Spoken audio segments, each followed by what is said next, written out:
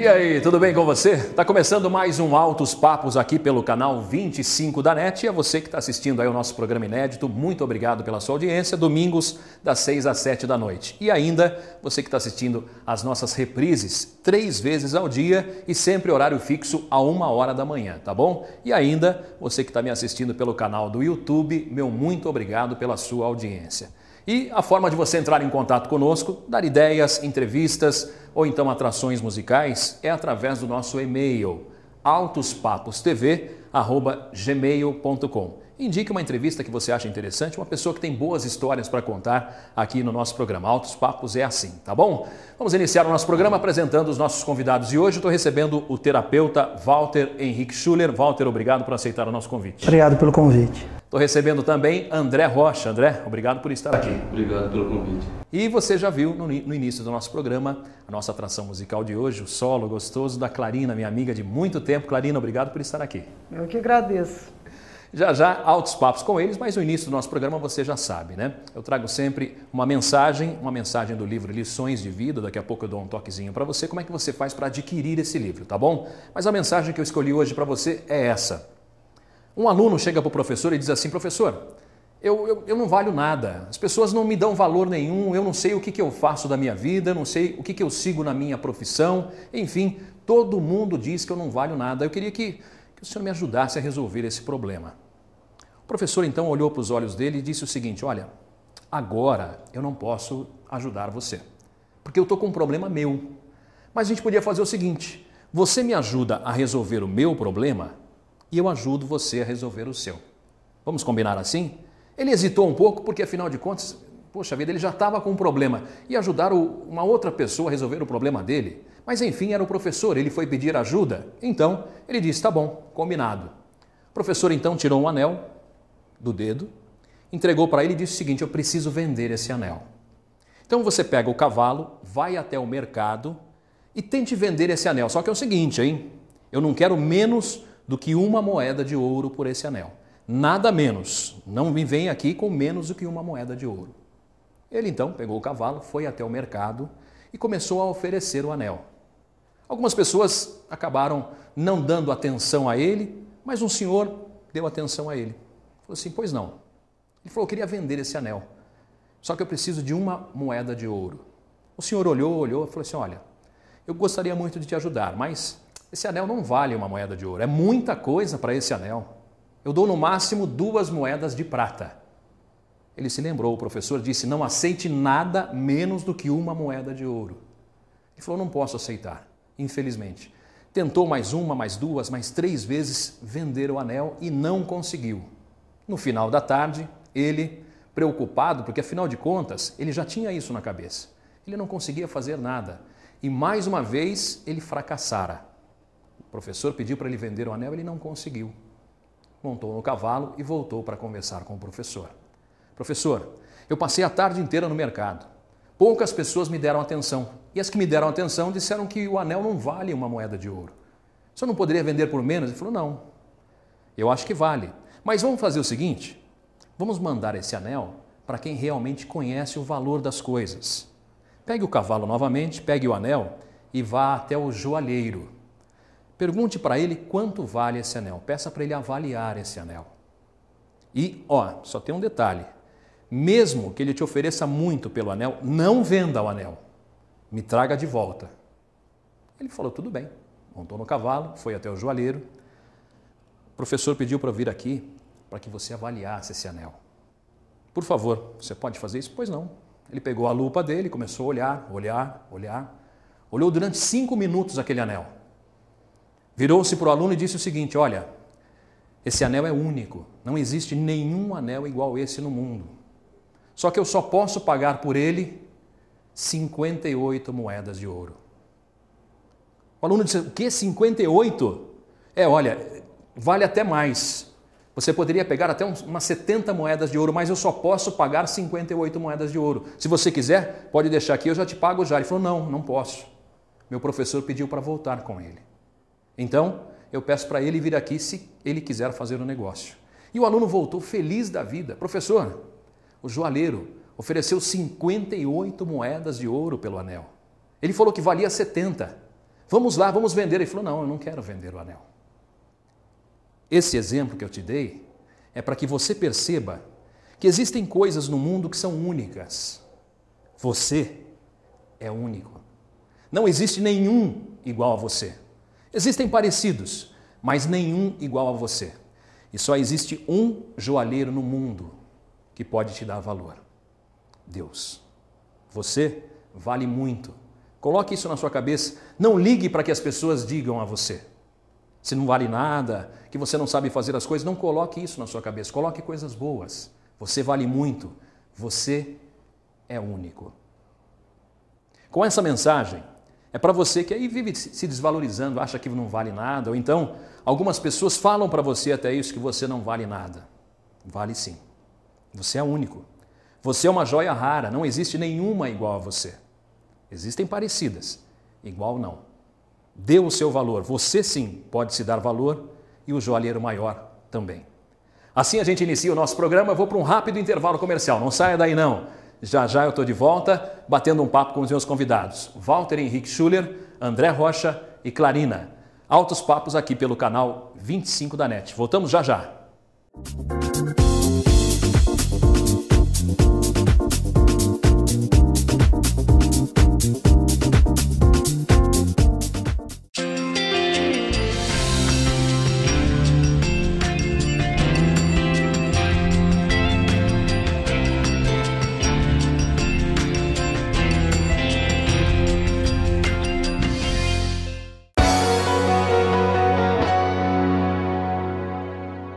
Boulevard Beco Fino está sempre trazendo novidades para você. Pratos especiais de dar água na boca, os melhores vinhos, carnes, peixes, a pizza que toda a família adora. No Boulevard Beco Fino tem o chopp tirado no capricho, cervejas do mundo todo, chocolate e muita diversão. Boulevard Beco Fino, o cenário perfeito para os seus melhores momentos.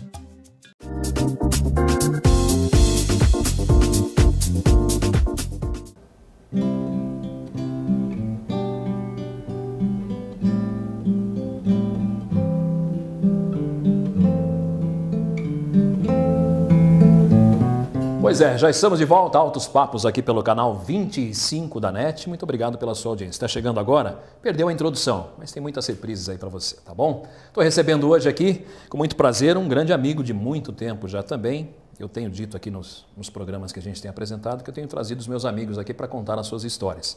Ninguém melhor do que eu para saber que esses amigos têm muitas histórias boas para contar. Um deles é o Walter Henrique Schuller, ou Valtinho, como a gente costuma chamar. Walter, mais uma vez, obrigado por aceitar o nosso convite. Imagina, obrigado. Eu que agradeço por poder estar vindo num programa de televisão falar sobre um assunto tão polêmico e tão atual quanto a dependência química. Pois é, eu disse aqui que ele é meu amigo, mas o trabalho dele, pelo menos agora, de um tempo para cá, é que o trouxe aqui, né? Não só as boas histórias que a gente tem aí ao longo de tantos e tantos anos de amizade, mas o seu trabalho. Mas antes eu queria que você falasse um pouquinho do Walter, Valtinho, que eu conheço há tanto tempo. Valtinho é de onde? Você nasceu em Jundiaí, onde você viveu? Eu nasci aqui em Jundiaí, né? Fui criado a vida toda em Jundiaí, Vianello, ali na Vila Arens também, e hoje eu moro no centro de Jundiaí. Nunca eu consegui sair daqui, apesar de ter viajado muito, mas sempre morando aqui em Jundiaí. Com bons amigos, amigos em comum, né? Mas você estudou o quê? Qual é a sua formação, Walter? Eu sou técnico em dependência química, né? Eu fiz vários cursos técnicos nessa área de dependência química. Eu era comerciante antes, eu tinha uma loja, um comércio, uma loja de som de carro, bem conhecida, bem grande aqui em Jundiaí. Eu também tive meu problema com dependência química e a partir do momento que eu resolvi entrar em recuperação, eu fechei a minha loja e fui estudar essa área que eu atuo hoje. Estudei, fui estudar psicologia, fui estudar, enfim, cursos técnicos de dependência química e hoje atuo há 10 anos em clínica. Pois é, ele já abriu o jogo aqui, né? A gente vai falar sobre esse assunto polêmico, dependência química. Antes eu queria que você falasse, que você desse o seu exemplo aí, que muita gente te conhece, sabe que você passou por esse problema, foi um momento difícil da sua vida, eu pude acompanhar inclusive uma parte. Queria que você falasse como é que foi o seu primeiro contato com as drogas, foram amigos, familiares, como é que é? Conta para o pessoal que está em casa, Walter. Legal. Na verdade, o primeiro contato com droga geralmente é social. Todo uso de droga começa sendo um uso social, né? Nem todo mundo que fez ou vai fazer um uso de droga vai se tornar um dependente químico, né? Tanto que os meus amigos, a grande maioria deles, não usavam drogas, né?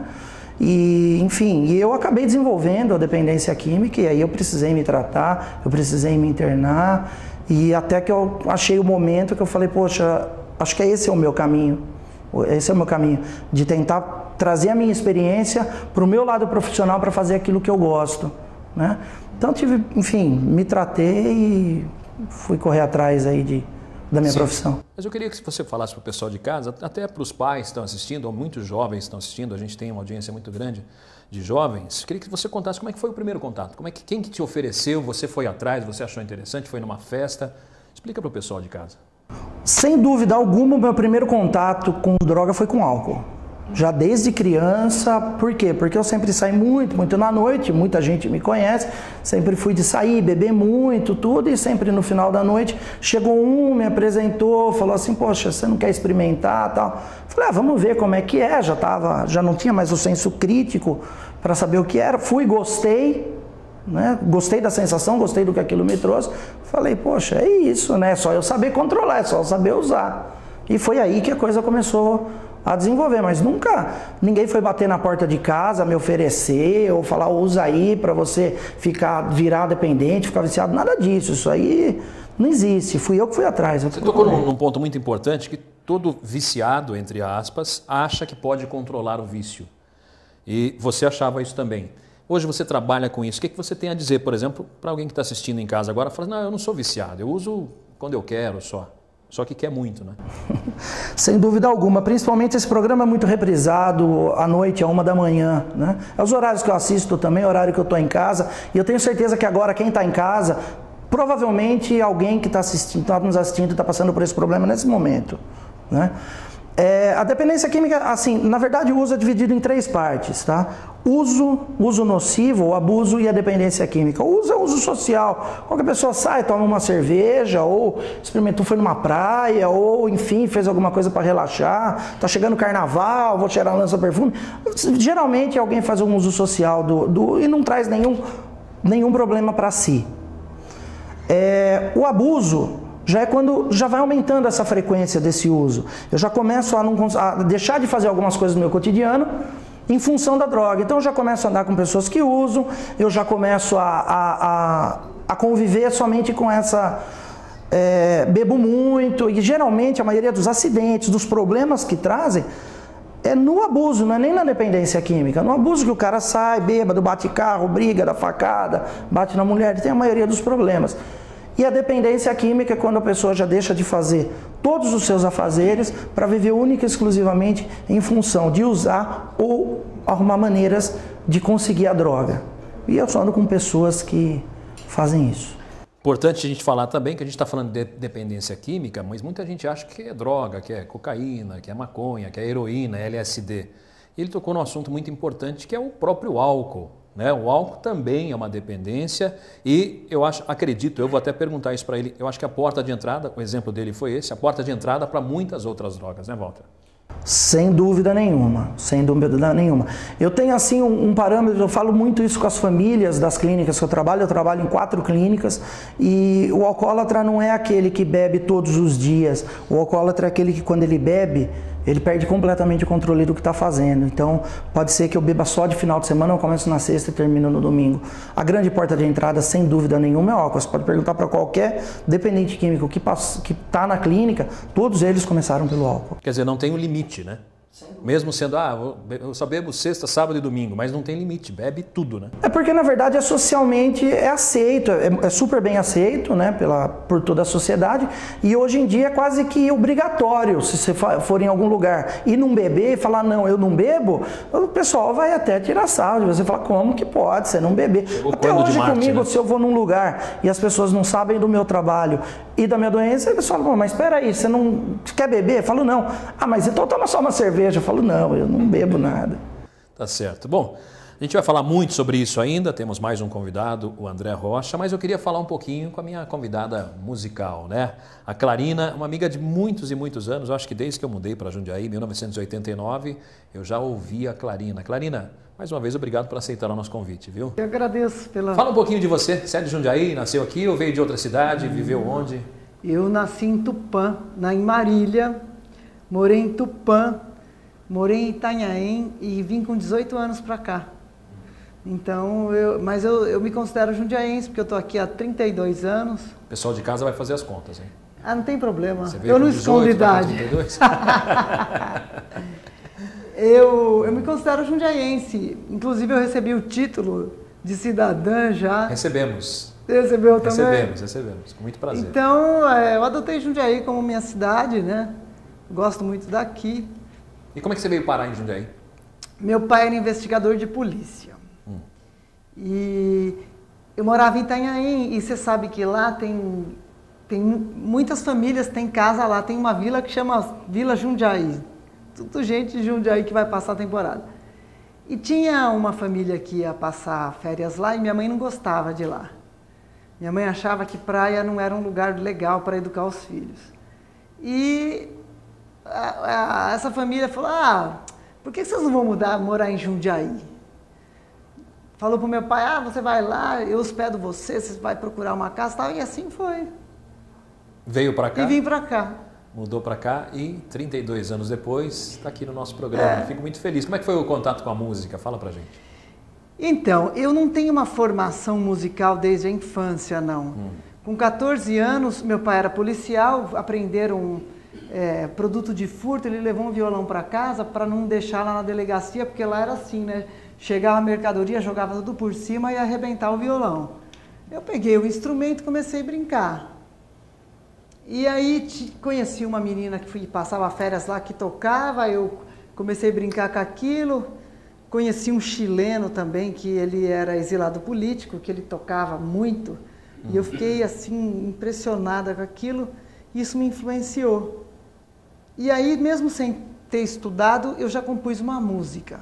Sério? Vou ter que pedir para você, né? Lógico. Essa música? Não vou perder essa oportunidade, né? Primeira música que eu fiz com o meu irmão, chama Tempo Infinito. Mas como é que é isso? Sem ter noção nenhuma de música, você já compôs uma música? A questão da música, eu tinha isso intuitivamente, né? Faz um pedacinho então pra gente. Quer ver?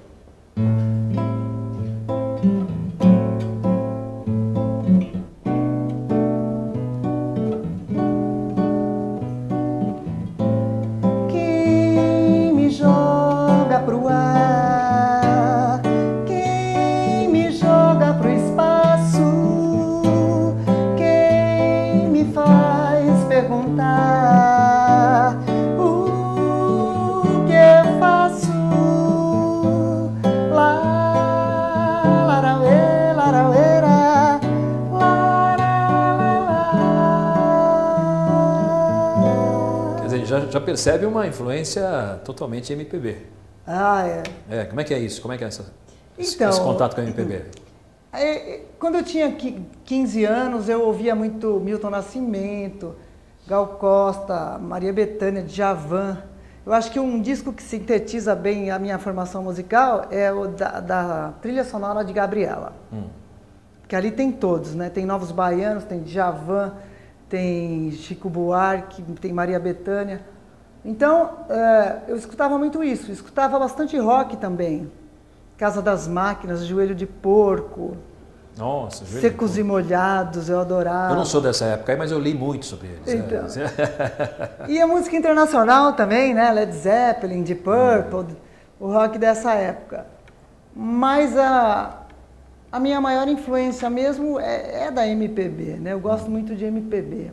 Uma pergunta que talvez você não saiba responder, mas eu vou ter que perguntar isso, né? De um tempo para cá, a gente tem visto muitas mulheres na MPB fazendo sucesso. Ana Carolina, Maria Gadu, a própria Cássia Eller, que se foi, mas deixou aí um legado maravilhoso. A que você atribui isso?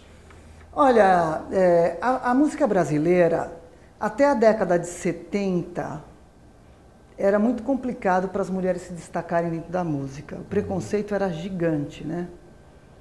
Mas, mesmo na época de ouro, década de 40, 50, você vê os compositores, Erivelto Martins, Ari Barroso, já surgiram as cantoras, Adalva de Oliveira, Aurinha Garcia, grandes nomes aí, que, na verdade, a MPB, ela começou, a identidade da MPB traz a mulher como principal intérprete.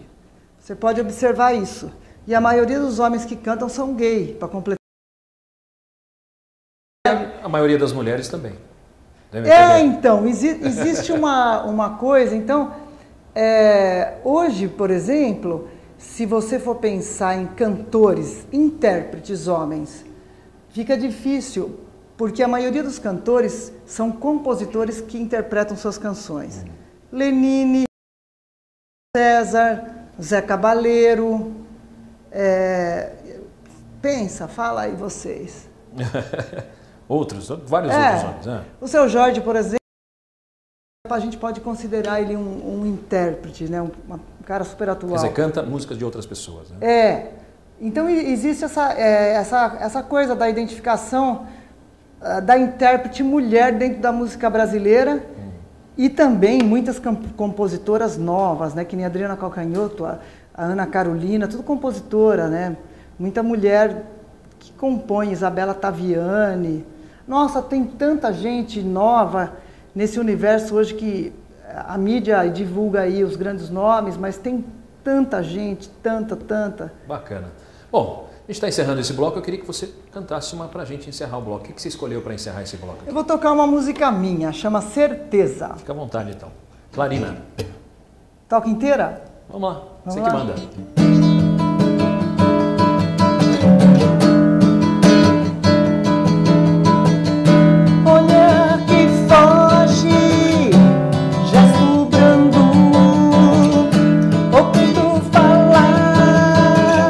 Lábios esquentados pelo cigarro, cigarro escondido em noite de lua, os verdes mares.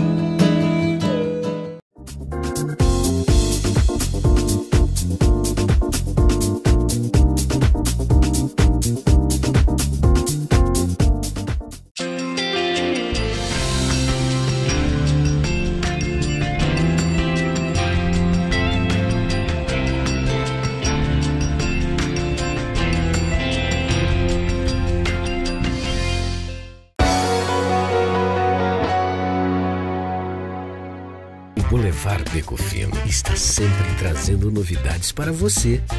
Pratos especiais de dar água na boca. Os melhores vinhos, carnes, peixes. A pizza que toda a família adora. No Boulevard Beco Fino tem o chopp tirado no capricho. Cervejas do mundo todo, chocolate e muita diversão. Boulevard Beco Fino, o cenário perfeito para os seus melhores momentos.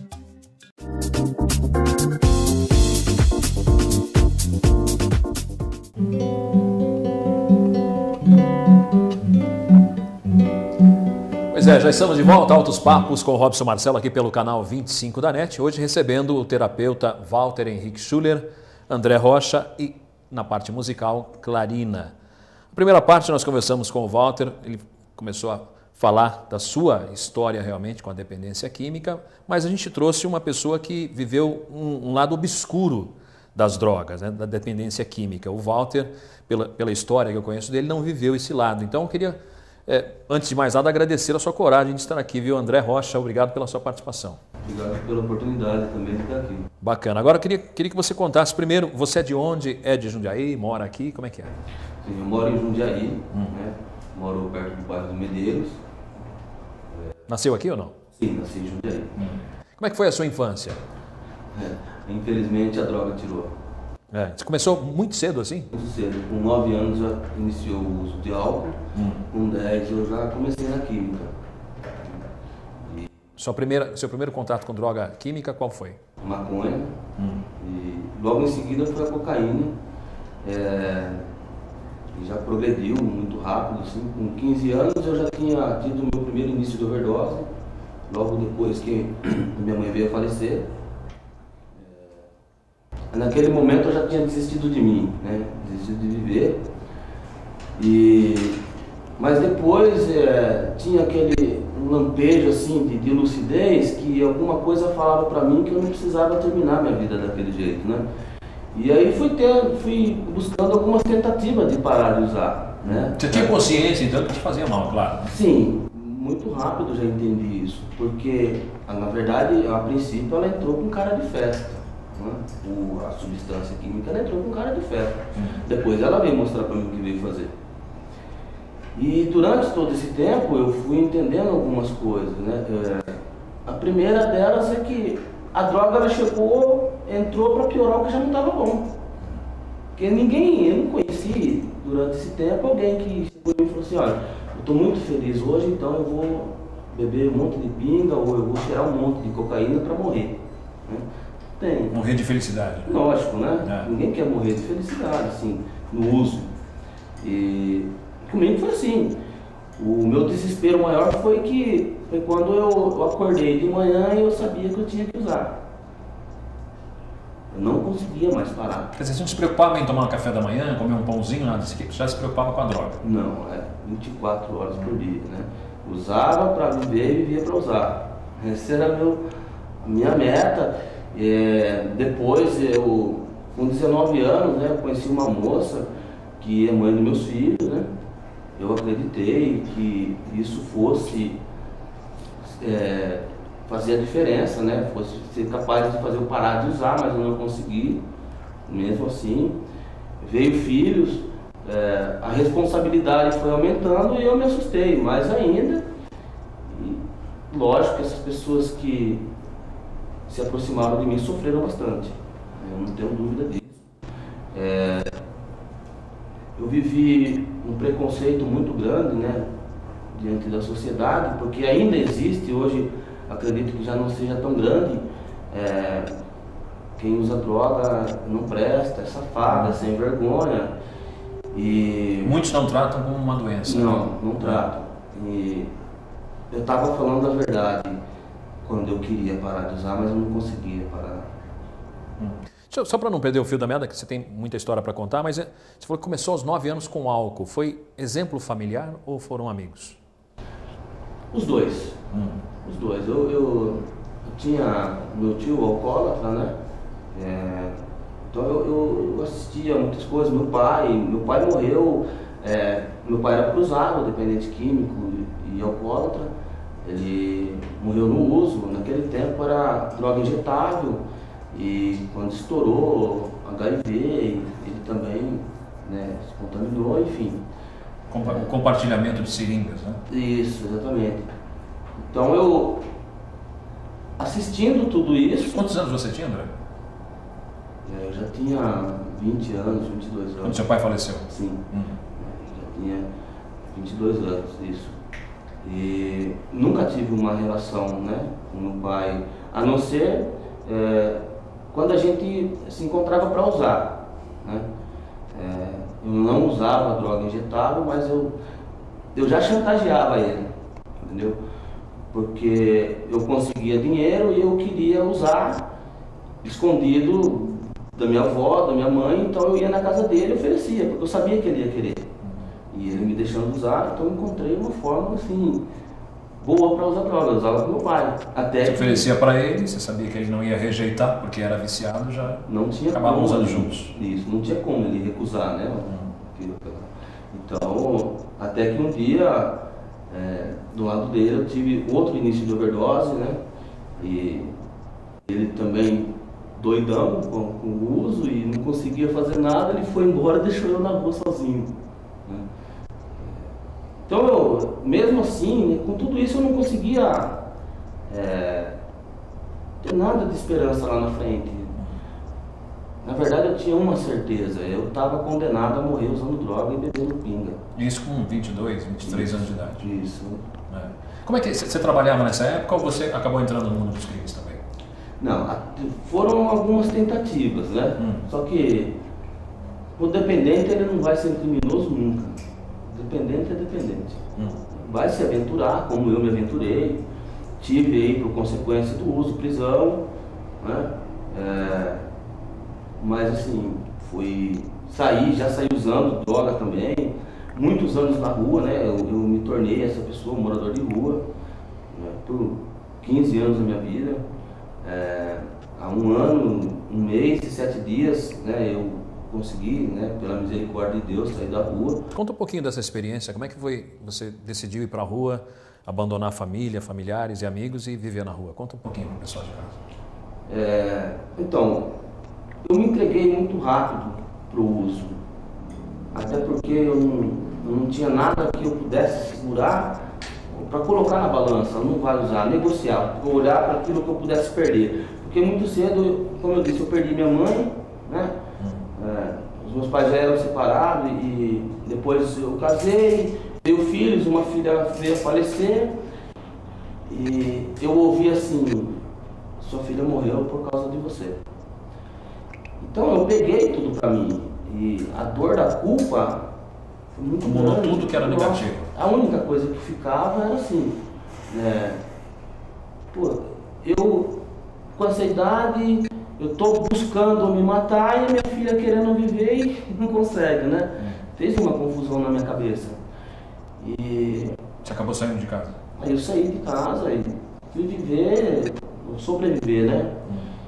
E Como que era a sua vida? Você conseguia droga nessa época já? Como é que você se alimentava? Dormia onde? Então, se alimentar, eu não ligava para isso, não tinha fome, porque a substância ela tira, né? O uso tira a fome e a prioridade era o uso, né? O uso. Então, assim, eu estava disposto a fazer qualquer coisa, não tinha compromisso com nada, a não ser ir lá pegar mais uma, né? Ou no boteco, na adega, comprar mais uma garrafa. Então, fazia bico, pedia, ou até mesmo furtava, entendeu? O que tivesse ali para ganhar dinheiro de opção ia para mim. É um momento difícil, né? E você tinha consciência que você queria parar, mas não conseguia. Eu vou perguntar para o Walter agora, como é que é isso? Como é que vocês lidam com isso? Você como terapeuta, como é que você lida com isso? Como é que você convence uma pessoa que ele precisa parar de usar, se tratar? Como é que é isso, Walter? Tem uma frase que diz que o dependente químico só vai aceitar ajuda quando a dor que ele sente for maior do que o prazer que a droga proporciona, né? E aí cada um tem a sua dor. Na verdade, no caso do André, ele não tinha estrutura nenhuma, estava morando na rua, né? Eu vi o André chegando, recebi o André. O André, ele sempre foi, mesmo tendo essa ativa, ele sempre foi uma pessoa querida pelo pessoal que a gente trabalha, pelo pessoal da clínica, pelas tentativas. Ele sempre ajudou muito as pessoas. Não tenho certeza que esse é o dom do André, de ajudar as pessoas. Eu vejo isso hoje, porque hoje ele trabalha com a gente lá. Então, mas eu vejo pessoas, a grande maioria chega sem acreditar em mais nada e nem em mais ninguém. Até por conta de discriminação, de preconceito, de várias situações. Então, o meu trabalho, na verdade, são 3 fases. A desintoxicação, que dura um período de tempo aí de 10, 15 dias. A conscientização, que é a minha parte como terapeuta no dia a dia com eles, que é fazer realmente essa transformação, não essa mudança. Que se eu mudo dá para voltar atrás, mas essa transformação na vida dessas pessoas que estão chegando desacreditadas, né? E a parte da ressocialização, que é voltar para a sociedade, que aí sim começa a recuperação. É na rua. Eu vou deixar uma pergunta aqui para você responder no próximo bloco, que eu quero conversar um pouquinho com a Clarina ainda. Mas existe um programa do governo do estado que é a internação compulsória. Quer dizer, mesmo que ele não queira ser internado, o governo vai lá e coloca e faz o tratamento. Eu queria saber a sua opinião sobre isso depois. Mas a gente conversava aqui em off também sobre esse mundo muito fácil das drogas na música, né, Clarina? A gente tem muitos exemplos aí, né? Na história da música, Noel Rosa morreu jovem. 28 anos, né? 27, 28 anos. Deixou uma obra aí gigantesca. Imagina se ele tivesse vivido. Então, no meio artístico, essa coisa de muito evento social, as pessoas saem muito para confraternizar, viaja muito, então isso propicia muito esse contato com o álcool. Bebe um dia porque foi tocar, está feliz, e no outro se encontra para bater papo e bebe também, daí vai ensaiar também bebe. Aí quando a pessoa tudo é motivo para beber, e a bebida, como a gente disse aqui, já é a porta de entrada para outras drogas, né? Exatamente, e a propaganda, né? Propaganda de cerveja, por exemplo, nossa, é uma coisa... Na minha infância e juventude, na minha casa não tinha álcool. Hoje as pessoas bebem cerveja de...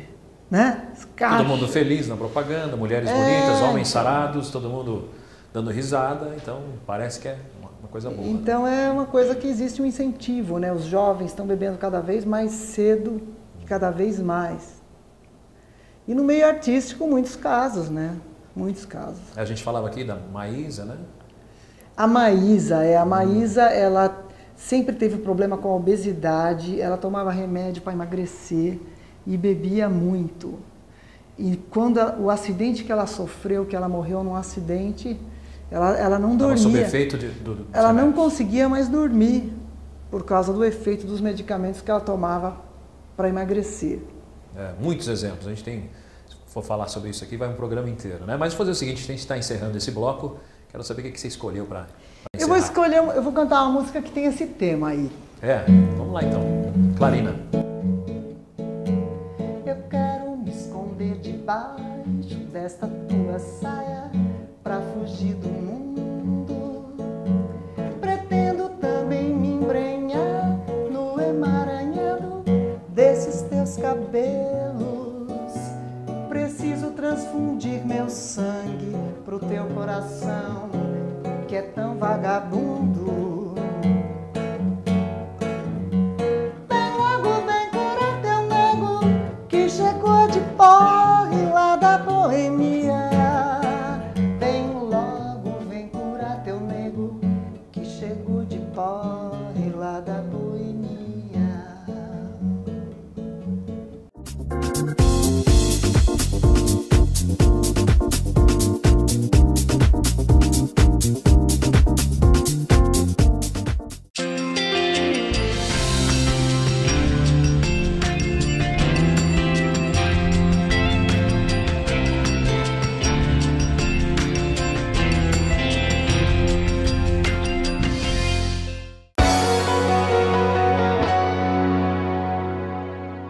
Boulevard Decofino está sempre trazendo novidades para você. Pratos especiais de dar água na boca, os melhores vinhos, carnes, peixes, a pizza que toda a família adora. No Boulevard Decofino tem o chopp tirado no capricho, cervejas do mundo todo, chocolate e muita diversão. Boulevard Decofino, o cenário perfeito para os seus melhores momentos.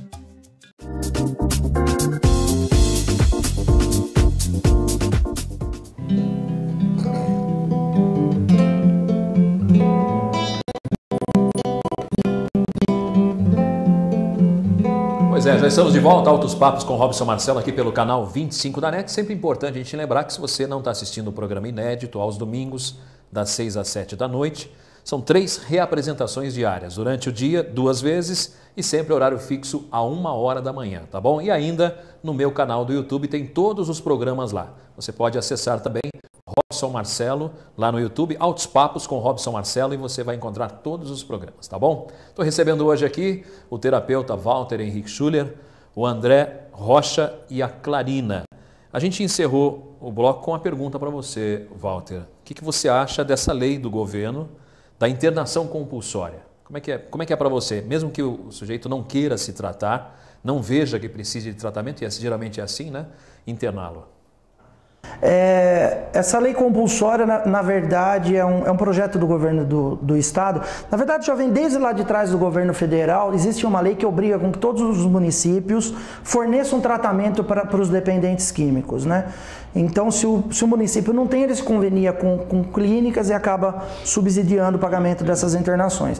O governo do Estado, tentando inovar, destinou uma verba a essas internações.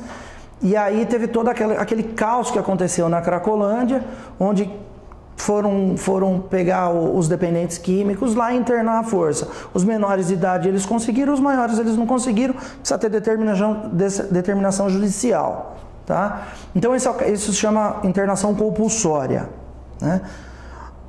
Existe também uma outra internação que se chama internação involuntária, ou seja, eu tenho meu filho dentro de casa, meu marido dentro de casa, que ele já está num uso que ele está trazendo risco de vida para si próprio ou para outras pessoas. O que eu faço? Deixo ele se matar ou contrato uma clínica especializada? Então essa internação involuntária, quando a família decide, e a compulsória, quando é por determinação judicial. Eu acredito que depois da entrada do crack, da disseminação do crack, porque virou epidemia, hoje quem não tem um dependente químico dentro de casa, você que está aí assistindo, com certeza conhece alguém que tenha.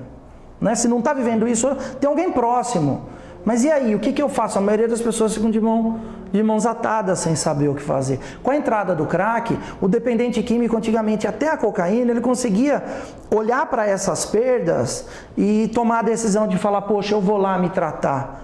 Com a entrada do crack, que ela é uma droga que ela é muito mais potente, tá?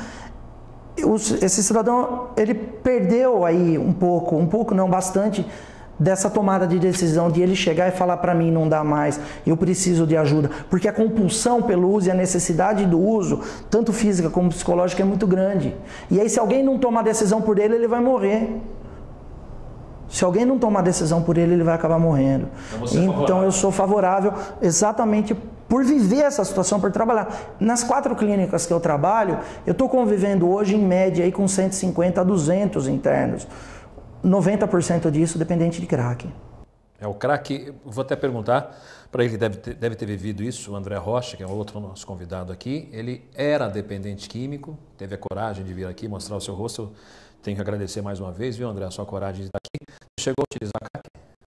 Sim, eu usei 15 anos, né, crack, eu fiquei 5 anos na Cracolândia. Eu confesso que a parada, né, do uso, o pedido de ajuda, inclusive esses dias eu estava pensando, qual foi a dor maior, né? Do uso ou da solidão? Eu entendi que a minha maior dor foi da solidão, porque o crack ele fez eu terminar sozinho na calçada, né? O crack, o álcool, devido ao uso abusivo, né? E eu percebi que ali muitos sonhos estavam indo por água abaixo, né? E na verdade hoje eu vivo aquilo que eu almejava na calçada. Viver em paz, viver tranquilo, ser uma pessoa melhor. Com amigos, com pessoas que gostam de você. Respeitar meu próximo, sabe? Existe uma coisa que eu acho muito importante a gente falar aqui, que o usuário de droga, eu acho que perde, o Walter pode até concordar comigo ou não, se discordar, fique à vontade, que chama-se dignidade. Sem dúvida. Dignidade é quando você percebe que você perdeu a dignidade, eu acho que é o fundo do poço, né, André? Sim, mas hoje, né, muitas coisas que falam é mentira, né? Porque é possível parar de usar droga e viver uma vida com qualidade, como eu queria, lá atrás, né? Poder respeitar umas pessoas, hoje eu faço isso, até mesmo respeitar amar, e ser respeitado. Ser respeitado, hoje... Como é que, conta pro pessoal então, como é que foi a sua saída, que a gente, para terminar aqui nesse último bloco, vamos terminar para cima, né? Conta pro pessoal de casa como é que foi a sua saída, saindo da Cracolândia, saindo das drogas, deixando tudo, como é que foi? Na verdade, eu não tinha perspectiva nenhuma, eu simplesmente naquela madrugada que eu pensei que eu não ia ver clarear o dia, que eu tinha certeza que ia amanhecer morto, eu só pedi para Deus que deixasse eu chegar até a Estação da Luz, para entrar dentro do trem e poder vir para Jundiaí e pedir ajuda, né, para duas pessoas que tá dentro do meu coração e vai permanecer, né, que abaixo de Deus, essas pessoas que me condicionaram a estar vivendo o que eu estou vivendo hoje, né, o Walter também e muitos outros, né, que eu já conheço e eles me deram a condição de... Mas como é que foi? Você que decidiu? Te acharam? Te levaram? Eu decidi. Como é que foi? Porque para onde você foi? Aquela dor estava muito grande, né? Eu vim aqui no Medeiros, onde eu me encontro hoje, eu moro lá hoje, né? Na Vila Grafian, clínica, comunidade terapêutica, onde eu fiz um tratamento de 4 meses. Você veio sozinho? Sozinho. Você falou assim, eu não aguento mais, não quero mais saber? Eu parei de usar com droga no bolso. Como eu disse, a dor da solidão estava muito grande. Eu precisava de ter alguém perto de mim e eu lembrei dessas pessoas que poderiam me ajudar.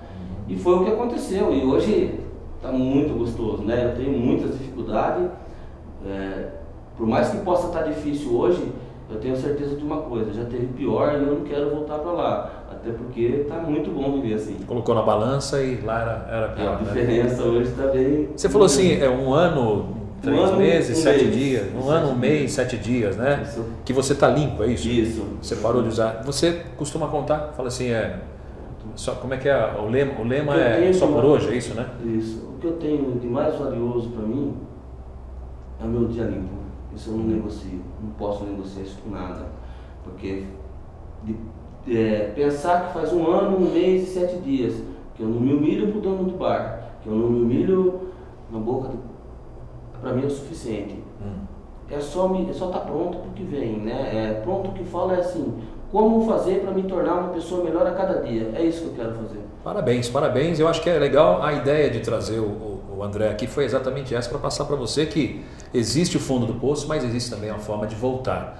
Walter, ele veio até aqui falando, não aguento mais. E o conselho para o pessoal que está assistindo em casa, está vivendo isso em casa, ou tem alguém próximo dele que está vivendo isso, que não tem essa consciência. O André é uma exceção, sem dúvida alguma o André é uma exceção. Tem muita gente sofrendo hoje dentro de casa e não sabe o que fazer. Primeira coisa, procurar ajuda, procurar informação. O tratamento é feito baseado em informação. Procurar saber quais são as clínicas boas, quais são as clínicas ruins, o que tem funcionado. Perguntar para quem já está há algum tempo limpo. Eu me coloco à disposição depois, se puder deixar o endereço, um Facebook, algo assim. Mas enfim, não desistir nunca. Não desistir nunca. Eu tenho certeza que se, no caso foi minha mãe que me internou, se ela tivesse desistido de mim na minha última internação, eu não estaria aqui hoje podendo dar esse depoimento e nem ter me profissionalizado nessa área, né, Robson? Então, só voltando, as leis elas existem, os lugares eles existem, basta com que isso comece a ser realmente implantado, basta com que exista boa vontade de todo mundo, desde o poder público, porque é um problema de saúde pública sim, é um problema... É uma doença. É uma doença, é um problema de saúde, é um problema da parte criminal, é um problema, enfim, educacional, se você pegar todos os setores da sociedade, você vai perceber que a dependência química não está só na música, ou não está só na noite, ou não está só na balada, está em todos os lugares. Está dentro da televisão, está dentro, sim, enfim, de todos os setores da sociedade. Eu já tratei policial, eu já tratei médico, eu já tratei advogado, eu já tratei coletor de lixo, eu já tratei todos os setores da sociedade que vem com o problema da dependência química. Só que não dá mais para eu ficar vendo aquela pessoa se matando dentro de casa e simplesmente fazer de conta que não tem nada acontecendo. Complicado, e essa semana, inclusive, nós vimos aí que 2 drogas novas estão no mercado. Exatamente. E que não são crimes, porque essas drogas não estão na listagem de drogas ilícitas. Então, MI25, não me lembro também, não vai mudar nada aqui, mas fica difícil, porque todas as vezes vão inventar drogas novas, drogas mais potentes, e que a gente fica aí à mercê dessas pessoas. O máximo que a gente pode fazer é fazer um programa especial como esse, para levar bons exemplos e mostrar para você que está assistindo aí que existe sim uma possibilidade. Clarina, eu sou obrigado a perguntar para você, né? No mundo da música existe muito isso, você acabou conhecendo muitas pessoas que acabaram se enveredando aí para o lado das drogas? Eu conheci algumas pessoas, sim. Inclusive não só músicos, mas a geração que nasceu na década de 50, muita gente com hepatite C, muitos morreram de hepatite C por causa do compartilhamento de seringa, porque hoje tem uma infinidade de drogas, mas na década de 50, 60, 70 era pouquíssimas, né? E as pessoas tomavam droga injetável. Hoje o crack... Quer dizer, o crack acabou com isso, porque o efeito que a droga trazia para entrar na corrente sanguínea, sendo droga injetável, o crack é quase a mesma coisa. Instantâneo, então, né? Porque se for ver, o crack foi até bom para isso, que acabou a droga injetável. Você não ouve mais falar sobre droga injetável. Então. Mas acabou perdendo muitos amigos. Eu perdi bastante pessoas que eu conhecia, né? Então é uma coisa complicada mesmo. As drogas estão em todos os lugares. É bom, Walter, o pessoal de casa deve estar muito curioso para saber como é que faz, né? A mãe que está assistindo, o pai que está assistindo, ou o próprio dependente que de repente até depois desse programa falou assim, poxa, eu preciso parar para pensar se eu não estou nesse meio aí de álcool, o próprio cigarro, né? Eu acho que para que isso, né? Cigarro mesmo já é uma forma de droga, né? Então tem as drogas lícitas, são o álcool e o fumo, e as drogas ilícitas que nós citamos aqui, o crack, heroína, cocaína, LSD e tantos outros. Como é que a pessoa de casa que ou está passando por isso, ou tem alguém na família passando por isso, quem que eles podem procurar? Você pode dar uma dica para eles? Pessoalmente, se você me permitir, podem me procurar, né? O meu telefone, se puder deixar aqui no ar, colocar no é 011, está passando aí, é 99872-2622. O meu Facebook está no Facebook do Robson Marcelo, é Walter Schuller. É meio difícil de escrever, mas se procurar ali no Facebook do Robson vai estar no GC também o seu nome, então copia GC. aí. Então fica à vontade de me procurar. E aí quem quiser procurar os grupos de autoajuda, também existem vários grupos de autoajuda. Existem Narcóticos Anônimos, Alcoólicos Anônimos. Uma das clínicas que eu trabalho, onde o André trabalha, tem um grupo especificamente de famílias, às terças-feiras, às 8 horas da noite, na Igreja da Vila Ares. Se qualquer família que quiser ir lá procurar saber mais informação, quiser dar um pulinho lá, é bem-vindo também. E gostaria já de deixar o meu agradecimento aí ao convite, a esse assunto polêmico, as 4 clínicas que eu trabalho, Vila Grafeã, Raios de Sol em Vinhedo, Rumo Certo de Cabreúva e Comunidade Terapêutica em Salto, que são as clínicas aqui da região que eu trabalho. Estou à disposição aí para qualquer coisa. Eu que agradeço a sua participação aqui, obrigado pela coragem de ter vindo falar de um assunto tão polêmico, mas você inclusive passando por isso, contando a sua história, eu acho que é bacana isso. Muito obrigado mesmo por você ter vindo, viu, Walter? E agradeço também ao André Rocha. André, mais uma vez, obrigado pela coragem de estar aqui, obrigado por compartilhar do seu sofrimento, mas depois também da sua alegria aqui com a gente, viu? Tá bom? Boa sorte para você. Né? Muito bacana. E Clarina, só tenho que te agradecer. Clarina, muito obrigado. Quero que você fale para o pessoal aí, tem CD? Como é que o pessoal faz para te ouvir? Eu tenho CD gravado, tenho DVDs. Né? Onde encontra? Então, eu acabei de entrar no Face agora, porque até então eu estava resistindo. Você sabe que essa semana eu recebi lá, Clarina Fazanaro entrou no Face. Eu falei, já? Puxa vida. E aí, é só semana passada eu recebi um convite do Rubinho Barrichello, mas era do Orkut. Aí eu não aceitei. Eu tô meio atrasada. Vou lançar agora o site que eu estou fazendo e vou entrar nessa onda aí, porque né, a vida é assim. O CD, o pessoal quer ouvir um pouquinho mais da Clarina, onde encontra? No meu site eu vou ter um esquema de venda do CD. Eu tenho um CD autoral e eu tenho um CD também de shows ao vivo que eu venho fazendo, uma seleção. E DVDs dos últimos shows. Já tem o site? Estou fazendo, acho que... Vai ser Clarina Fazanaro ou não? Vai ter que ser Clarina Fazanaro, porque já tem uma Clarina, instalações elétricas. Meu domínio já está sendo usado. Não é seu. Então tá bom. Clarina, muito obrigado mesmo por aceitar o nosso convite, fazer a parte musical. Eu sempre encerro aqui com uma frase, e a frase tem tudo a ver com a nossa história no início do programa e com o nosso papo aqui com os convidados de hoje. Não coloque em Deus a culpa pelos fardos a mais que você coloca na sua vida. Um abraço para você, até a semana que vem, se Deus quiser, e a gente encerra com Clarina Fazanaro. O que você escolheu para encerrar? Malandragem. Vamos lá então. Quem sabe eu ainda sou uma garotinha, esperando o ônibus da escola, sozinha, cansada com minhas meias 3 quartos, rezando baixo pelos campos, por ser uma menina má. Quem sabe o príncipe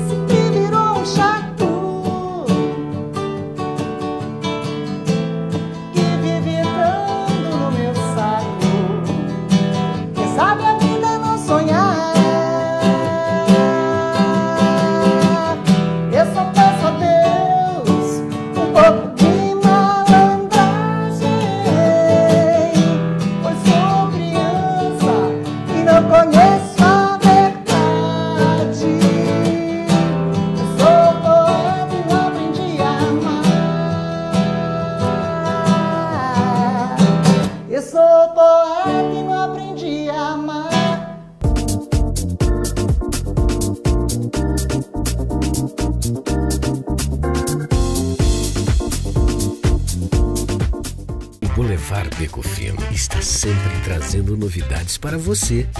Pratos especiais de dar água na boca. Os melhores vinhos, carnes, peixes. A pizza que toda a família adora. No Boulevard Beco Fino tem o chopp tirado no capricho. Cervejas do mundo todo, chocolate e muita diversão. Boulevard Beco Fino, o cenário perfeito para os seus melhores momentos.